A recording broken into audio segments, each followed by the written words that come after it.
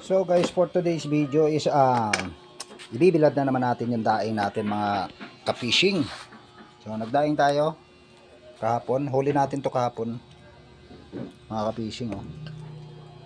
Medyo lamay oh. Bibilad natin ulit. Sipit lang natin dito guys. Yan. Para mabilis matuyo.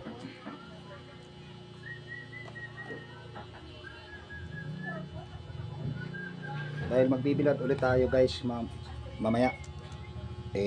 Gagamitin natin guys yung ano natin. Yung ating nigo.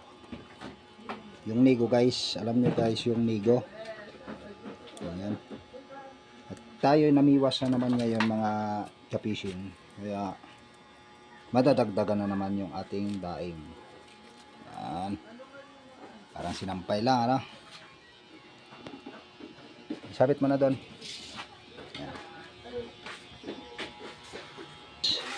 And so guys, sabi ko nga sa inyo ay nabiwas tayo ngayon. At yung video natin ay paputol-putol kanina dahil wala tayong kasamang tagapag-video.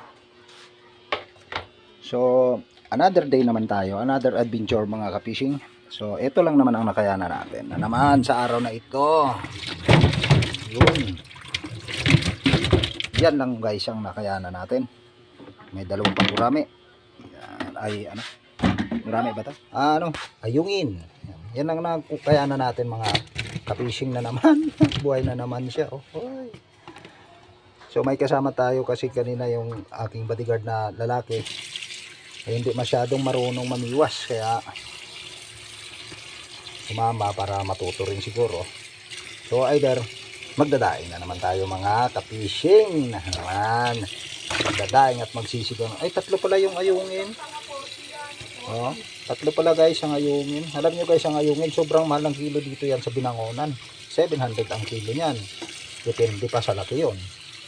Pag mga ganito kalalaki nasa 600 to 400 ang kilo mga ka-fishing yan dito sa Binangonan. Oy, kakainin pa ni pusa ay. Umalis ka dyan. Yan lang ang huli natin for today mga ka-fishing. Yan lang. Pero okay na rin.